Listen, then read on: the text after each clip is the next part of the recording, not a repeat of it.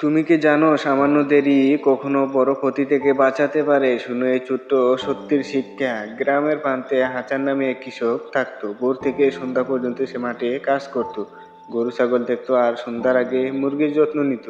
একদিন সকালে হাসান বাজারে যাওয়ার জন্য প্রস্তুত হচ্ছিল, হাতে ঝুলা, মাথায় টুপি। দরজার বাইরে পা দিতেই খাঁচার দিক থেকে কচকচ করে অদ্ভুত শব্দ শুনলো। সে মনে মনে ভাবলো, বাজারে দেরি হয়ে যাবে, পরে দেখে নেব। কিন্তু তার অন্তরে হঠাৎ অদ্ভুত এক অস্বস্তি কাজ করলো।